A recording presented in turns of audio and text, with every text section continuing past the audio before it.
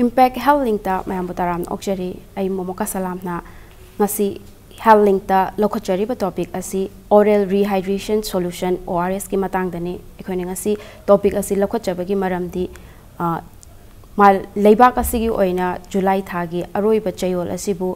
ORS week haina palan tawi machi ga mari leinana akhoina ngasi gi topic asi lokhachabani ngasi hiramasi gi matang da akupa warol khara thambina ba ekhoi gi studio da lengsinduna leibiriba expert asina Dr.Ngangbam Sonamani consultant Hemato Oncologist MotherCare General Hospital dekini Dr. Bohan pamata da taram akshari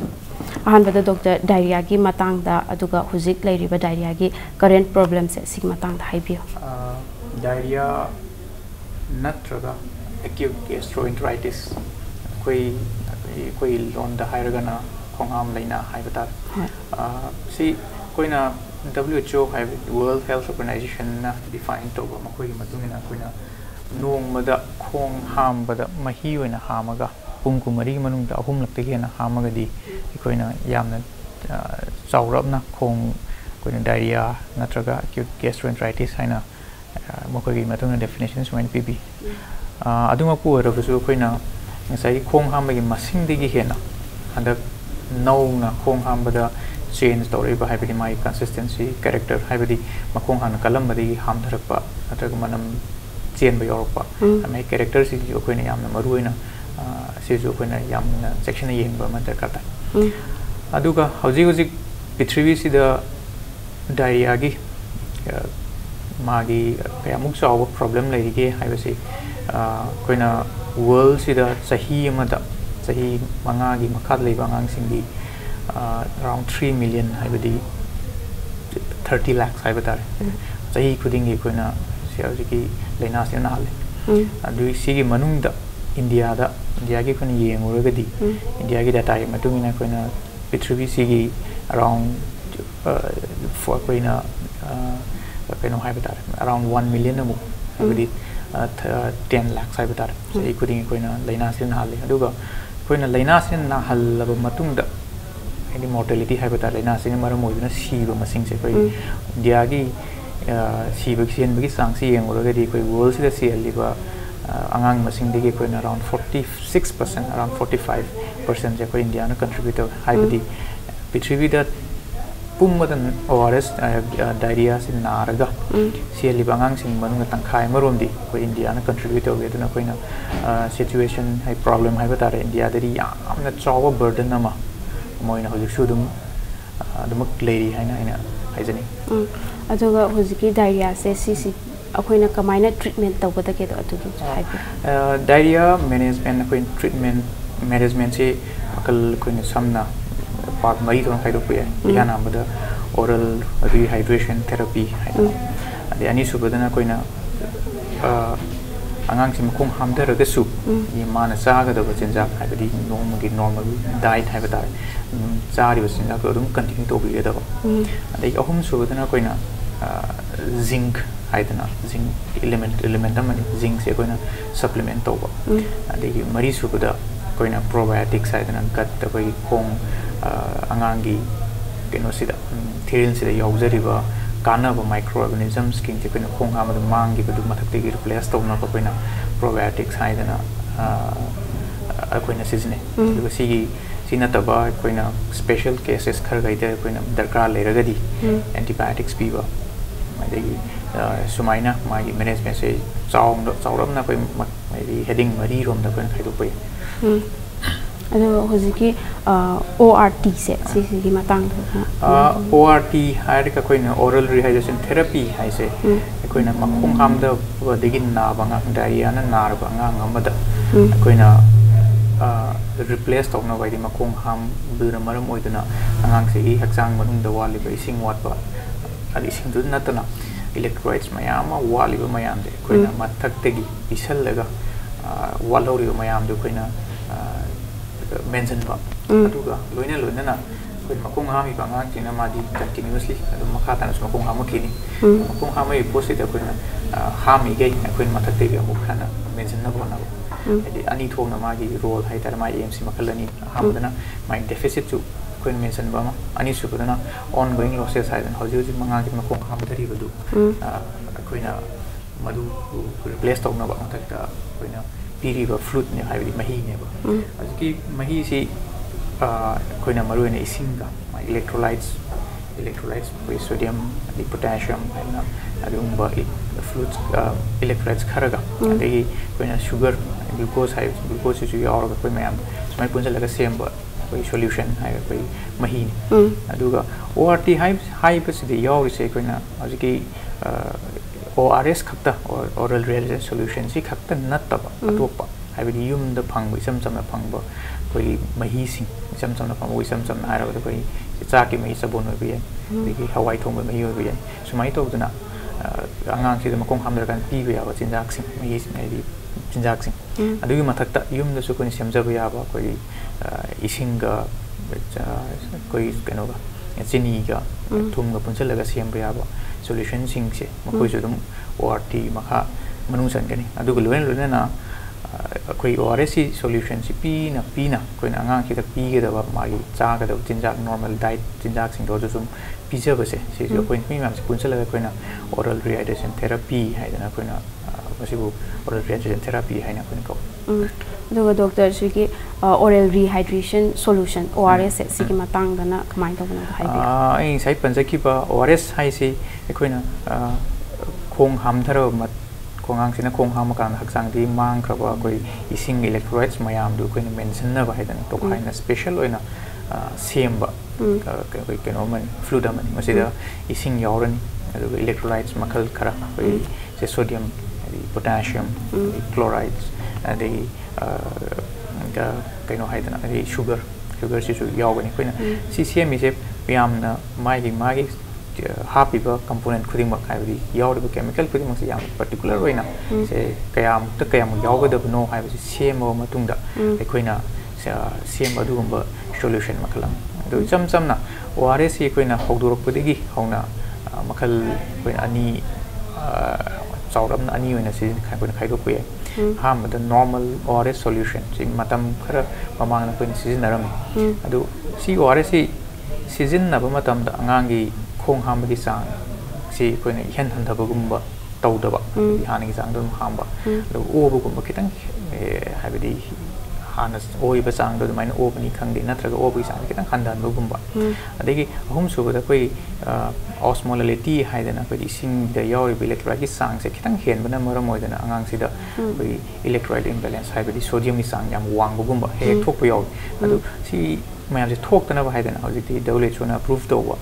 low osmolar ORS है देना है भी osmolality से कितना नियम था हाँ ना कि नियम था मत हुए तो इंडिया से ना आई जिसकी low osmolar ORS solution से यहाँ ना launch तो भी WHO ने approve तो से इंडिया ना यहाँ ना launch तो भी बनी 2006 ता in whole पृथ्वी से इंडिया ना launch तो मत उन जिसकी low osmolar ORS ना कोई ना कहीं नो ना treatment of कोई मकोंग हम दबा diarrhea दा मरुए ना season na riba ORS sin maru ina sin koi han gi normal low osmolar solution do koi season adre adi low osmolar solution jo ina pak tang na koi na season sin ngai adu koi na recommend to ji adu hojiki ORS se koi na karam ba matam da haibedi makhong hamdab se kyam yamna kaino toroba matam da pi ge da ge do adu koi na angang am ihan ham ri eng du angang si makhong hamdab ge na sin na rabra haibi diarrhea sin na rabra haiba ma koi na khangani diarrhea sin na re eng sai happen ja ki ba definition है बता रहे हैं WHO की definition में तुमने अंगांग अमा और diarrhea से नारे हायर गति diarrhea से कोई ना मक्खल से अनि अहुम साउ संसन अहुम तो खाई को कन है बती acute watery diarrhea with no dehydration है बती अंगांग से दा इसिंग की सांग वाट तब अनि सुबह ना some dehydration है बती अंगांग इस द यार भी इसिंग की सांग से खर मखे वाट पा अरे अहुम सुबह दा severe dehydration है severe dehydration दी इसेंगांग दी यावरी बई सिंगी सांग के याम वाला बा अदन अहुम सिगी कोई ना मैनेजमेंट तो कोम से कोई ना कमाई ना लायेंग गनी है बस किरंग किरंग बई केनी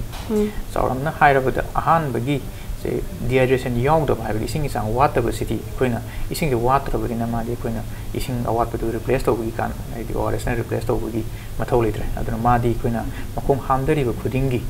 makong hamdari khudingi koina gi ORS replace to gi batar mangona angang sida koina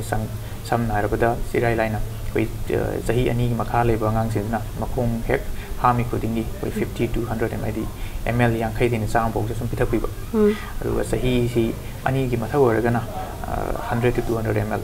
koi kaino pawa magi sang chat na pawa de kitang ta ba hai batar adu ba ORS pithak pi ba adai khara saw ba ngang oragadi man hek pam ge angang don hek pam pithak pi koi tem kai de adai ani subada ngasai dehydration khara yaw ba ngang du di dehydration ha bi ising sang khara wa labanin ahan ba da ma se koina wali sang du hana pisen ba mandar kata madu sang je koina around 50 to 100 ml per kg hai bi angang tu gi weight ki matungina koi holani holaga around koina se pung ahum na traga mari gi manung da koin tam pithane ising sai wat ki sang du men khana ba adu lor matung da angang tin kong hamdari ko dingi nasa ham ba du maina koi kong hami ko dingi sahi matungina kai ain hai jaki ban jaki ba mang ban jaki ba du maina ORS khaga dum pithak bi ne kong hami ko dum pithak ba ahum subagi kwaidigi kara kiningai oiba haibadare severe dehydration haibadi ising chang ya wat pase sidi aikoi ne hana hambada ayambana hospital based oina yum da natraga kuna treatment si kya recommend tawdi hospital based na treatment tawli kari gino haidi angang se sigi matam siro da angang masana ayamba matam sa ising thaw ya gandi sing ta pangam da yamna wa ba angang se ising thaw ya gandi ba yamma adu ga di sing ta ko ya traga di ma di treatment taw yum da ngam da ni hospital loina yam koina tawali adu hospital to matam na ma di sing yang wala ba ni koina angang no thakpa ngam ga di ORS pithai ngam draga di IV fluid sai di kano da kano do in sing do ina koina ising si IV fluid si koina pirani pira matung da sai angang si gyan tare ngasai ising je angang ki thak ngam me har matung da sai some dehydration ai kitang wat pa adu maina koin samana angang si koina replace to wirani replace to ro matung da makong hami ko tingi koina sai panja ki ba maina sum khara sahi ju ki matung ina koina ORS pithak pi se sumaina koina kano si koina makal om sing matung na koina ORS koina maina pi gani adu jo hojiki angang sinda pina ne ko adum over khot pa se torak pa taraga di kamai pi sigi su koina angang sina hambada ORS pina oren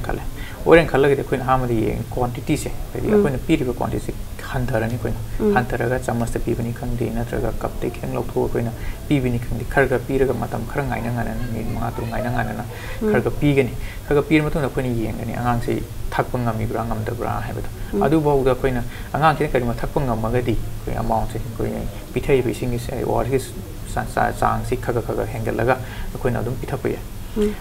adu natabada angang sinas thai khuding sum othora ORS thai khuding sum ora taraga di akoi angang du keno pithak padi yararo habi ORS na pithak padi yararo adu madi adu angang du de koina keno singli da koina IV fluid oina pigen adu yamna organ bangang kina koina kitang developed countries na hai batare developed countries ati koina odana ba kitang hidaga ma cham ba tem koi rom da ondan cetron hai da oning kitang hanna ba hidaga ma lai ma koi si koina sublingual and lay makada magi sahiri matungina olaga lay makada thamaga idaki thamani adurga di oning mudi sangsi hande dan ki kidak si bukna traga anira kum adum piu yaw aduga adu nattaba atei o dana ba haidana atei hidak mayam lay makal mayam si koina makong hamda bagi leina haida diarrhea acute gastroenteritis de koina recommend tawdi doctor dagi khangja ki dawa wafam kya lay do break masang khatang han lawja hi tang size the break am lawja ge break tagi amna thuna hanjara ke impact ni healing pu meeting ta na lebiu mayam bo mukana taram okchari ngasi khoina healing ta khana jarami ba topic asi oral rehydration solution ORS ki matang dani doctor sigi ngasi dagi shu oral rehydration solution ORS week se palan to wa hawe hai ado magi theme sina kaino aduga masigi kana basi su haibi andak se hi yoina koina ORS week celebrate tawriba sigi theme je ORS all the day keeps dehydration at bay haidana haibadi koina ORS sum dum koina numit chupa pitha kanda di pithak tuna lairagadi hakchang manung da ising gi sang wali base koina nga thopang ngam gani haibasini koina dak chagi oina thamdiriba theme se aikoina sida koina ORS week oina celebrate tawba natro observe tawribasigi koina hanjan miyam mamang mi public sing da society de koina yam kan emphasize tawba yam toina ORS ki kana basing ORS ki maram ORS karino ORS mai kana basina karino haina koina haining si koina ORS puthorak padegi asi degi mamang ai da koina cholera ina leina amala yam lai sing lai chat chatna mayam si ba ma thengnare adu cholera si ORS puthokringi mamang da around 50% na mi yang khaim gi si mi yam na sirame adu ORS puthokpadegi ORS na icham cham yam simple loiba icham cham mahi sim pithaga or cholera gi leina si 50% na sama yang khai hen siram badegi less than 1% koina mai si bi sang se handaki aduna sumai to na yam na samba yum na su pi ba ya ba yum na sem ba ya ba yam effective oiba koina yam na lai mong da sem ba ya ba solution ji semaga koina dehydration na angang ayamba koina khong hamda badi nari ba angang na wari angang sing da soglei ba mayam se koina ising chang wat li ba mayam se koina ORS pitha ga di pitha ga di angang si sunpho soidana sidi ngak thopang ngamgani haiba koi team se koin mayam la yam kanna haijani is adu doctor ORS se karai da phang ga da ge tu sai ORS se koina yamna hojikti yamna line haibadi koigi medical stores in the cham cham over the counter haidana cham cham yamna line koina phangna ba koi government ki kono su lei aduna koina ORS yam line phangba ma many koi cham cham shop am su kadum ORS phangba yai aduga medical stores in dum phangani aduga ORS hojik live ORS koina makhal ani rom aina khai ain khai do pa yai ha madana koi packet ta chache da koina lai chache se koina yum da natra yum da koina chache se lok tho koina sem ga da bani sing ap chala kan sem ba gi mong tina ma gi chache de gi matungina either lit sing liter am da yan bani khangdi natra ga chache du pick pa masa ma su leri adi masa ta na ko 200 ml sing ji da koina yan ga da bani koina ORS pithak tringai da ORS sem dringai da koina mama ma pa sing da yam section na sigi koina sem ba gi mong se sima tak pi ba darkar oe nai tei tham jani karigino haradi koina isingi sang se yamna wa la ba natra ga hel la ba koina ORS solution da pam me ba ngasai gi electrolytes ha ba tare yaw ri ba mayam chemical mayam sing se mai sang da koina pai ba sang du yo ba ngamaro natra ga hel ani adu orgadi adu pithak salagadi makong hamdari ba ngang do adu degi hen makong hamdarak pa natraga na angang si da electrolyte imbalance aina sodium yam wang bugumba koi he thok yamna kudung thingai ba life lan masi du kudung thingai ba koi condition sing thengnei aduna koin ORS sing si ORS solution ti siam matam da se degi siam ga di koi mama pa sing yam section na koi sing da tam tak pi ba du koi healthcare provider hai batare yam section tak pi ba tam bi mo san adegi atopa amana ani subana koi solution noina masagi solution no moina semjaraga la ko sumaya ama koi rikan thengnare bin te madu ga di koina adum hen extra precaution low draga su madu na dum pithak piba sagi angang du sahi du yanga kayam pithak ta ge habu kun hotuga dum pithak piba ye adu ga doctor hoje akoi kaino da dum dukan da ga su dum phangba ORS mahi se CCD kai akoi na dukan da phangba da koi nu thaipe thina jabu yaure ORS mahi hairaga akoi na icham chamba koi tetrapack macha koi du thingna bu yaure ORS mahi di hai adu bu hoje ki ORS mahi se koi di icham cham energy drink ai ma koi yaure cham cham na fruit khare yaure ni eduga yaure ba electrolytes kitang ma koi na hapsal adu si ORS drink ORS haina koi na lan ming tholi se si ORS mag natte si koi ORS natte aduna ma koi ma khong hamdara ba kan koi na diarrhea nar ba ngang amada natraga mi mada si ORS pithak payadi sidi ekoi na na de koi cham ba mi ma normal ngang amada koi na pithak pagi wani duga ma khong hama matung da ma khong hamba ngang amada koi na phangi ba koi ORS solution ni haina koi na level torgal koi ai praja sing su kitang koina lan longna ba ma aina uba thingna jai masi gi pose koina dukan sing yoli ba natraga lairi ba ma pa sing kitang section mi ba darka tai natraga di sai sai haje ki pa dumaina sai nium chumna pithak traga di pong am ji henjel lakoni khang di natraga chang ki da electoral imbalance hai dana chang yaru chemical sing sana da dana mayama koi khudung thing ba mayam su thok yo dana khong ham darga di koina ORS solution nattaba ORS koina phangi WHO na approve tori ORS solution sin natraga sai se se du ko sembana semaga pithaka da bana tai so tai sai oliba ORS solution e haina mayam haina riwa solution sing ja sidi pithakwa phate adu joga doctor manu hanjin ba mafam sing da ko hoji ki ORS se phang da ba ga di kamaina koina ORS se se phangre ORS solution di phangre na koin lawasi phang da mafam da koina masibu replace to ya ba ORS solution se phang dri bogi oina koina replace to ya ba masi ngona sina ba koi dum atopa sing lady se cham cham na ahan bada koina ising si ising ga thum ga koi sini ga lawraga se chamas thum chamas sama lawraga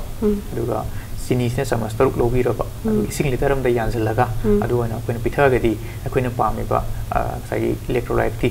sang sat to hai pe charo phang phang bangam ni ani subada sina tabada koina yum da phang bi cham cham ba phang ba koina cha chak mahi hoi sabon hoi bi ai natraga na koi hawai mahi hoi bi ai natraga na koina yum da phangi ba sangom apham ba sing hoi bi ai makoi sina thum kitang kitang hapsen biraga thum ji kitang kitang hapsen biraga koi thillaga adum pithak pa su ai makoi se ani mak se koina sai ena ham da panjaki ba ORT hai ba oral rehydration therapy ki manung sale ORS phangdri bodi makoi sing pithak pa ai aduga khwai dagi phabadi yamna thuna ORS koina WHO na approve to riba ORS solution se si phangaga masi treatment koi hobina bona ga dab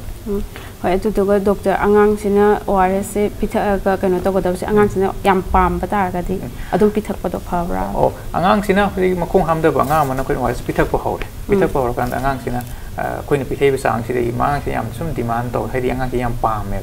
yam pam ga di koi na angang ki extra na man hin pan pithak pa da kai su kai ba liti tem angang du mang jaba liti adum pithak pi ba ya adagi amarom da angang sing sai makong ham da ram ba degi ORS pitha ga ma pitha matung da ngak ma se thakning dre haira ga di akoina khandui se angang ki kai su tok dra ga di sai angang ki walam ba ising walam gi sang se koi pha gre handa gre ai di angang si ising watre haina koina lowe adu mo sai hambi ki ba ORS hena pitha ku da kai su kai da bra ha du kai su kai de hena pitha ku da angang da mang jaba kai su liti adu to hoji ki angang se da ORS ki chang pi ba se si da angang sangom thai ba angang amaga ajoga thongom thak pa tokra ba ga azu da ti koina breastfeeding to ba breastfeeding to da angang si ga koina ORS pitha ku matam da kari su khena ba lore koina angang mama gi sangom thai ba angang do ORS su pitha kani aduga mama sangom pithai ba magi hani sang sangom sang do adum pithak pe kene koin lepi roi da ban se ya mana koi swai kano sing da society da kadang mayam na kadang lana ubi ba koina aina thing nazare koin thing nazare habidi angang si makong ham da ri sangom pithak kanu hai ba gumba adum si to bi roi da ban kong pitha sangom pitha ga di sangom du chamanan hana pithai sang pitha ka da bani adui mathak ta koin ORS therapy koina aina panjaki ba da ORS pithak pi ga da ban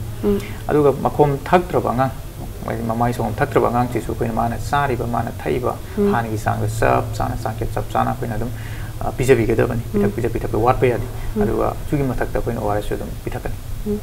doctor aroi ba da message am pi biram koina ORS week celebrate to bagi koi sahi khuding ORS week celebrate to bagi maru koina sigi yamna paudam magi kano haijaba taraga di ORS se koi yum da cham cham na phang ba yamna live isa isa ju semja ba ya ba ising khar loga adi yam lai ju phang ba pon sing semaga pithak pa su hospital puru pithak pa gi daga ta di aduga yum da ju pithak pa ya ba yamna su safe oi ba haiba tare aduga yamna su effective oi ba mamang ina panjaki ba cholera naram ba degi mayam ama siram ba degi mai si bi sang yam han thaki ba smai to yamna su effective oi ba koi therapy makhalamani treatment makhalamani aduna angang amana koi diarrhea naraba kanda dai makong ham da bi lena sin naraba kanda khwai degi phaba khwai degi koi ni hana na kokta koi na khandui ba koi na ngang ki kari mai to raga ngang si manage to sike kamai to ngang si lena si laing sike hairaga di ORS yamna niyom chumna niyom ji chumna mang panjaki ba waina niyom chumna pithak piraga di sai gi angang ki da ising wat bi sang yam to ne thokali process si ꯊꯣꯛꯄ ꯃꯈꯩ ꯑꯩꯈꯣꯏꯅ ꯌꯥꯝꯅ ꯂꯥꯏꯅ ꯉꯥꯛꯊꯣꯛꯄ ꯉꯝꯒꯅꯤ ꯍꯥꯏꯕꯁꯤꯃ ꯑꯩ ꯊꯝꯖꯅꯤꯡꯏ ꯊꯥꯒꯠꯆꯔꯤ ꯗꯣꯛꯇꯔꯒꯤ ꯃꯃꯜ ꯌꯥꯝꯂꯕ ꯃꯇꯝ ꯈꯔ ꯀꯥꯏꯊꯣꯛꯄꯤꯗꯨꯅ ꯀꯥꯟꯅꯔꯕ ꯋꯥꯐꯝ ꯊꯝꯕꯤꯕꯒꯤꯗꯃꯛꯇ ꯍꯟꯅ ꯊꯥꯒꯠꯆꯔꯤ ꯊꯦꯡꯛ ꯌꯨ ꯉꯁꯤꯒꯤꯗꯃꯛꯇꯗꯤ ꯃꯇꯥꯡ ꯑꯁꯤꯗ ꯍꯦꯜꯊ ꯂꯤꯡꯛ ꯂꯣꯏꯁꯤꯟꯖꯔꯦ ꯃꯊꯪꯒꯤ ꯆꯌꯣꯜꯗ ꯑꯅꯧꯕ ꯇꯣꯄꯤꯛ ꯑꯃ ꯑꯃꯨꯛ ꯄꯨꯗꯨꯅ ꯂꯥꯛꯆꯒꯦ ꯉꯁꯤꯒꯤꯗꯃꯛꯇꯗꯤ ꯀꯥꯏꯅꯅꯕ ꯌꯥꯊꯪ ꯅꯤꯖꯔꯤ